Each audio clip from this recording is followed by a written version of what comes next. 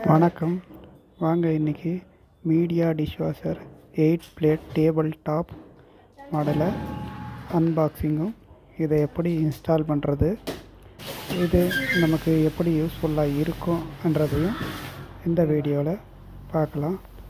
இது நிஜமாகவே நமக்கு யூஸ்ஃபுல்லாகன்றதையும் நம்ம இன்றைக்கி இந்த வீடியோவில் முழுசாக பார்க்கலாம். இது கனெக்ஷன் பைப்பு,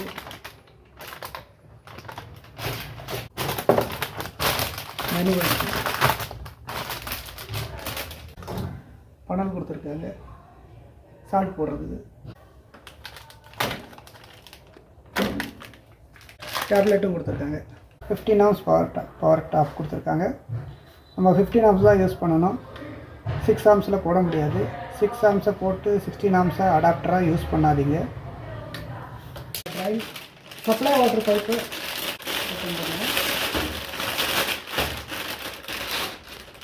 இதில் பார்த்திங்கனாக்கா சப்ளை வாட்டருக்கு ஏற்கனவே ஃபில்டரே கொடுத்துருக்காங்க.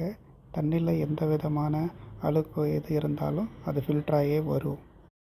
சப்ளை வாட்டர் லைனை கனெக்ட் பண்ணிக்கலாம். இது 6 amps சாக்கெட்டாக இருக்கிறதுனால இந்த சாக்கெட்டு நம்ம ப்ளக் டாப்புக்கு மேட்ச் ஆகாது. நம்ம இதுக்கு அடாப்டர் போல் எதுவும் போடக்கூடாது. நம்ம இதை 16 amps மாற்றிடலாம்.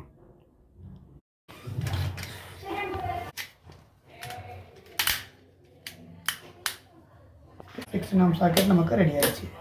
நம்ம குழாயில் வர்றது 1/2 inch கலர் தான். நம்ம அதுக்கு ஒரு காலர் ஒன்று போட வேண்டியிருக்கோம், 1/2 inch by 3/4 inch. ஏன்னா நமக்கு டிஷ்வாஷர் கூட வர்றது சப்ளை வாட்டருடைய கனெக்ஷன் பைப்பு, இன்லைன் பைப்பு அது 3/4 inch இருக்கிறதுனால நம்ம அதை 3/4 inch காலரை போட்டு நம்ம கனெக்ட் பண்ணோம்னாக்கா எக்ஸாக்டாக வந்துடும். இதை கனெக்ட் பண்ணும்போது நம்ம டெஃப்லான் டேப்போடு போட்டு கனெக்ட் பண்ணோம்னாக்கா தண்ணி லீக்கும் ஆகாது. இப்போ நமக்கு சப்ளை வாட்டரும் ஆன் பண்ணிடலாம்.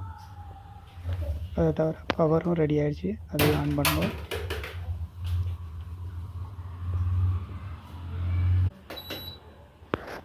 இது ஃபார்ச்சுனர் உப்பு. இது எதுக்காகனாக்கா நம்ம தண்ணியில் இருக்கிற அதிகப்படியான உப்பை கரைக்கிறதுக்காக இந்த உப்பை நம்ம பயன்படுத்தணும். இது முறைன்றதுனால இதில் நம்ம படலை வச்சுட்டு அதுக்குள்ளே எவ்வளோ சால்ட்டு பிடிக்குதோ அவ்வளோ சால்ட்டை நம்ம ஊற்றிக்கலாம். ரின்ஸ் லிக்விடு இது எதுக்காக யூஸ் ஆகுதுன்னாக்கா நம்ம பாத்திரத்தை கழுவுன பின்னாடி அந்த தண்ணியாக இருக்கிற அந்த இதை போக்குறதுக்காக இந்த ரின்ஸை போடணும்.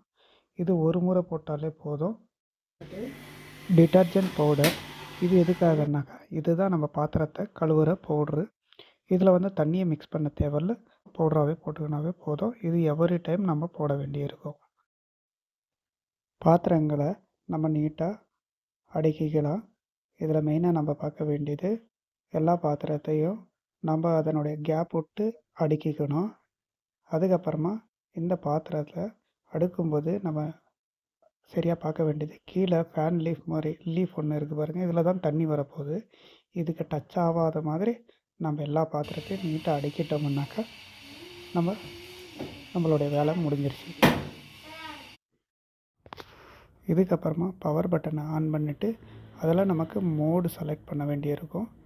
நம்மளுடைய பாத்திரங்களை ஆயிலி ஃபுட்டாக இருந்தாக்கா இந்த ஆயில் ஜாஸ்தி இருக்கிற செலக்ட் பண்ணிக்க வேண்டியிருக்கும். பி என்ற பட்டனை வச்சுட்டு நம்ம மோடை மாற்றி செலக்ட் பண்ணிக்கலாம். நமக்கு ஆயிலி ஃபுட்டாக இருக்குதா இல்லை கிளாஸ் மாதிரி பாத்திரங்கள் இருக்கா, அதுக்கப்புறம் கிளாஸு ப்ளஸ்ஸு நம்மளுடைய பாத்திரமாக இருக்குதா, அதுக்கப்புறமா 90 minutes உரியது இருக்குது. அதோட ஈகோ மோட் இருக்குது. இந்த ஈகோ மோடை தான் நம்ம நார்மலாக பயன்படுத்தணும். ஈகோ மோடை பயன்படுத்தினோம்னாக்கா ஒன்று கரண்ட்டும் மிச்சமாகும், தண்ணியும் மிச்சமாகும். வாங்க பாத்திரங்க கழுவி ரெடி ஆகிடுச்சு, ஓப்பன் பண்ணி பார்ப்போம். பாருங்கள், பாத்திரம் எவ்வளோ அழகாக கழுவி இருக்கிறது.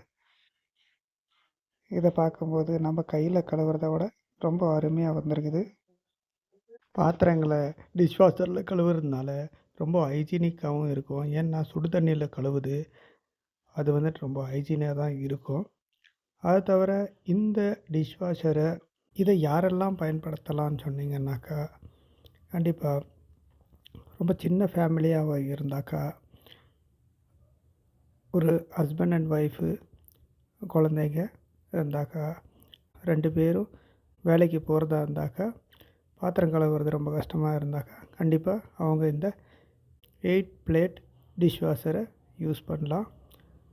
ஆனால் மிகப்பெரிய ஃபேமிலியாக இருந்து ஆளுங்க கிட்டத்தட்ட 8லேருந்து 10 பேர் இருக்காங்கன்னாக்கா நீங்கள் 14 பிளேட்டு டிஷ் வாஷருக்கு போகிறது தான் ரொம்ப நல்லது.